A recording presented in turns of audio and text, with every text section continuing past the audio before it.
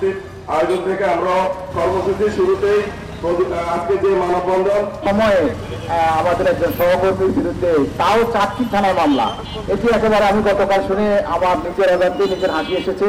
যে সাংবাদিক গত 3 মাসে চাকরিতে যায় নাই তাকে এই ধরনের একটি সাজানো মামলায় অন্তর্ভুক্ত করতে হবে কেন? এটা কারা করেছে, কি জন্য করেছে? এমনও হতে পারে আমার বিশ্বাস যিনি বাদী তিনি মামলাকে হালকা করার জন্যই ধ্বংস করতে পারে। সেরকম ব্যক্তিদেরকে এই ঘটনায় জড়ানো হয়েছে। তো আমি শুরুতে বলবো, আসলে এইরকম চর্চা আমরা মনে করেছিলাম যে জুলাই আগস্টের বিপ্লবের পরে আমাদের পুলিশ ভাইয়েরা এই ধরনের চর্চা থেকে বেরিয়ে আসবেন জানাই, এবং এটা দ্রুত প্রত্যাহার করার জন্য 24 ঘন্টার মধ্যে যেন পুলিশ সুগার মহোদয়ের মানে আপনার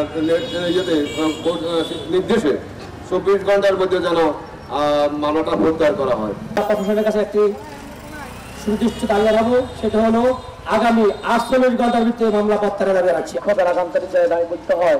আমরা এই মানবতাকে দায় পাইনি, আমরা দেখেছি আমাদের বন্ধু ভাইয়ের পাই নোয়াখালীর কোম্পানিগঞ্জে কোন সাংবাদিকের উপরে যদি কোন রকমের নির্যাতন নিপীড়ন হয়, নির্যাতন নিপীড়নের শিকার হয়েছে আমরা কোথাও বুঝতে।